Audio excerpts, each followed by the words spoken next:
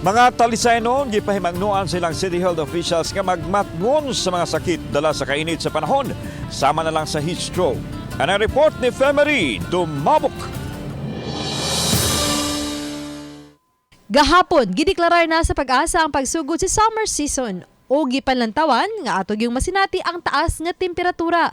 Nunot niini, ni pasidaan ang Talisay City Health Office sa publiko nga likayan gyud una ang dugay nga pagpainit.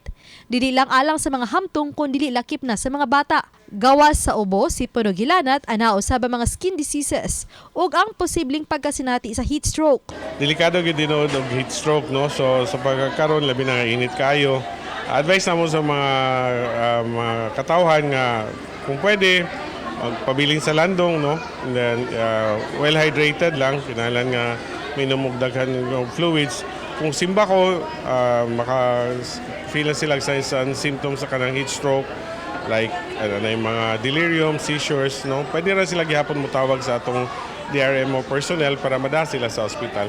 Sa pagduaw sa mga kawani sa City Health ngadto sa mga eskwelahan, kini ang ilang gipanumdum usab sa mga ginikanan o gipasabot ngadto sa kabataan. Besides sa ubo ug sipon, nagyapon ng mga sakit-sakit sa panit, no. So, pwede ra gyapon sila mo konsulta sa health center, no. Na naman na to ang duha ka doctors, tagduha man ka doktor sa health centers. Giyawag ang publiko labi na kadtong nagtrabaho sa kadalanan nga mas maayong magdala og payong o bisan unsang panangga sa grabing kainit. Kinahanglan usab mo inom kanunay og tubig aron dili ma-dehydrate. Suma sa Pag-asa, natala gahapon dinhi sa Metro Cebu ang heat index nga 34 degrees Celsius ug karong adlaw 36 degrees Celsius. Uban ni Philip Patricio Grod Prado, Femery Dumabok. Balitang Bisdak.